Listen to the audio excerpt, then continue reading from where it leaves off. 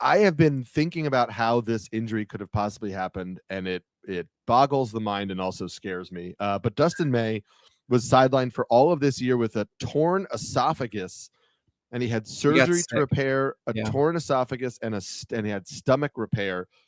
It apparently like happened in the middle of dinner one night, and then the next day he had pain in his throat and stomach, and he had torn his esophagus. Who knows? I mean, maybe it was a choking thing. I don't know. No, But I anyway, think it was just food poisoning, and then, yeah, it just led it's to wild. too much. Yeah, anyway, poor Dustin May. Well, yes, Uh, the point of that was to note that the missed year had nothing to do with another arm injury. We know that right. Dustin May has had his fair share of arm injuries. He hasn't thrown over 56 innings in an MLB season, but this will not be him returning from an arm injury. It will be him returning from something else. Um, you know, he might be in the rotation. My big question for you is, where are the strikeouts? Because Sure. when you see the raw stuff that he has, the movement on his pitches, I mean, how much that sinker moves or that two-seamer moves, whatever you want to call it. Like, you look at a guy who should be at like a 26, 27, 28% strikeout rate, and his MLB career strikeout rate is 21.6 or 22.6. Yeah. So, do you see a path for that, or do you think that Dustin May's ceiling is just as a solid ratio arm on a really good team?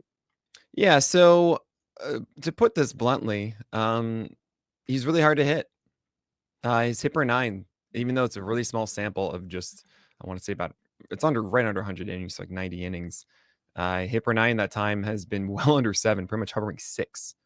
And I also like to think that the Dodgers are generally good at hit suppression. They're one of the best shifters in the outfield, to suppress, fly ball outs, to suppress hits in the outfield, and, of course, they generally have good infield defense as well, especially Freddie Freeman now at first base. And Dustin May, sure, you might be questionable about the strikeouts with them. I think we all know that we haven't really seen it play out fully.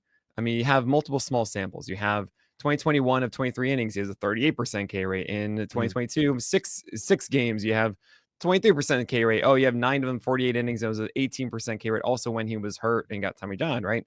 So there are a lot of ways to look at it. At the end of the day, he throws hard.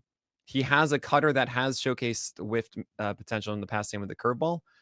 I want to believe that Dustin May is essentially like a 23% strikeout guy who's going to be a volume arm, and you don't want to release him on your team if he's pitching regularly.